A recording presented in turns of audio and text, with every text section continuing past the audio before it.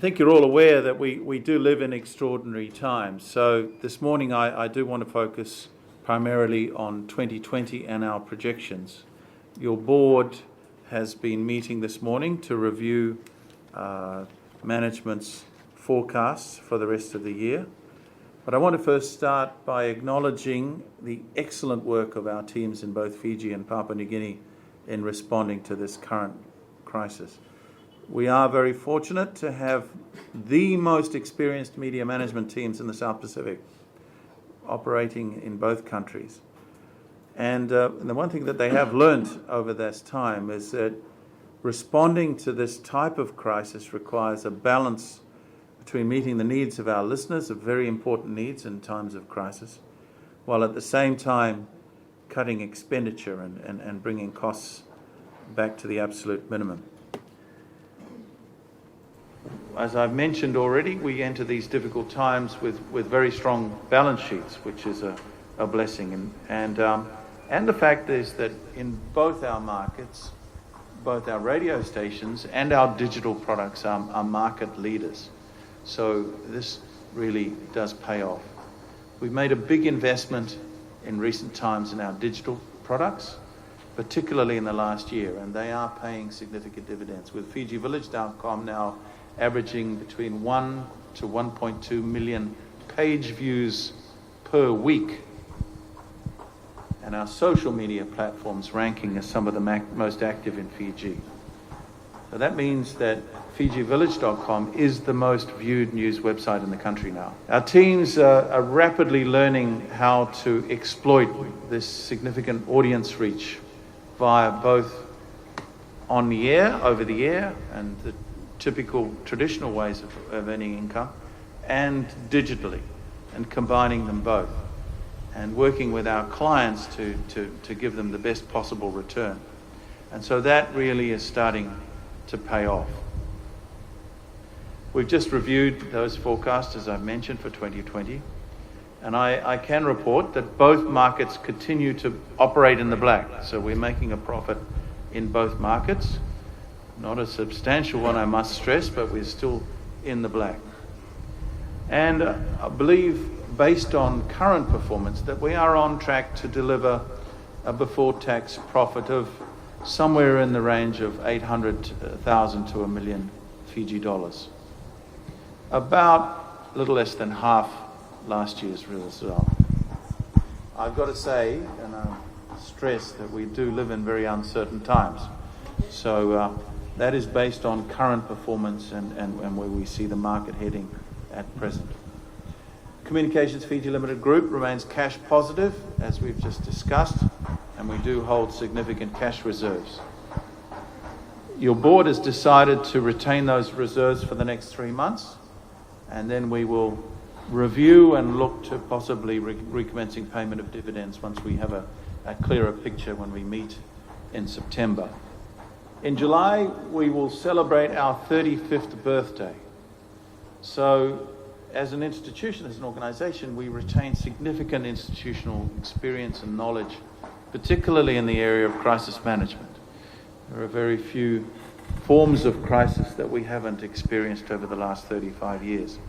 However, there is a big difference this time, and that is the fact that this is a global crisis and not a domestic one. And secondly, that it is one of the length of the crisis is one that's going to be very hard to predict. So, while we're being very cautious about approaching this crisis and making sure that we maintain the strength of our products and the strength of our balance sheet, and the health of the organisation is primary, we are also starting to look around, and one of the lessons we have learned from these crises in the past is that these are times of opportunity as well. I might add that Radio Navtarang was launched in 1989 at a very difficult time in Fiji's history. It has proved to be one of our best investments. Viti FM was launched in 1999 at a very difficult time in PNG's history as well, once again, and that is now perhaps the biggest radio station in the South Pacific in terms of audience reach. We will be looking around, and we are starting to look for those opportunities as we go forward as well. The other key lesson in these times is that these are important times when it comes to building relationships, and particularly a relationship of trust that we have with our listeners and our users in particular. And we grow this by providing information, entertainment that our listeners and users so desperately need on all the platforms that we work on. But it is also important that we step up and help those in need and provide a means to offer and provide help to those in need in our communities. And we have a proud history of raising funds for charity.